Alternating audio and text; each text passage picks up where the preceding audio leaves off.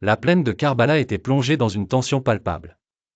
Le soleil ardent pesait sur les épaules des combattants qui s'apprêtaient à écrire l'une des pages les plus tragiques de l'histoire islamique.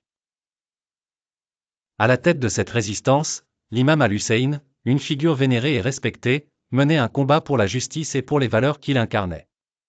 Face à lui, l'armée de Yazid, un oppresseur qui cherchait à affirmer son pouvoir par la force et la terreur. L'imam al-Hussein n'était pas seul. Autour de lui, se dressaient ses fidèles compagnons et membres de sa famille, prêts à sacrifier leur vie pour un idéal noble et désintéressé. La scène était placée dans un décor de plaine désertique où les cris des soldats résonnaient comme un écho de l'injustice qu'ils combattaient. Alors que la bataille faisait rage, l'imam al-Hussein faisait preuve d'un courage inébranlable. Sa détermination était une lumière dans l'obscurité de l'oppression qui menaçait de tout engloutir. Il prêchait la vérité, non par la violence, mais par l'espoir et la sagesse, cherchant à éveiller les cœurs et les esprits, même parmi ses ennemis. Dans cette lutte inégale, il était conscient du destin tragique qui l'attendait.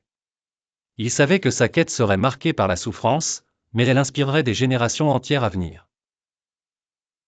Le sacrifice ultime de l'imam al-Hussein devint alors un puissant symbole de résistance et de résilience. Ce jour-là, le 10 Muharram, dans la terre de Karbala, le martyre de l'imam al-Hussein s'accomplit. Son décès ne fut pas une fin, mais le début d'un mouvement qui continua à secouer les consciences et à renforcer la foi des croyants. Son héritage demeure un appel à la justice et à la paix, et sa mémoire est préservée dans le cœur de millions de personnes à travers le monde. Ainsi, Karbala est devenu un phare de liberté et de courage, un lieu où le sacrifice éternel de l'imam al-Hussein résonne dans chaque prière et chaque rappel de sa lutte.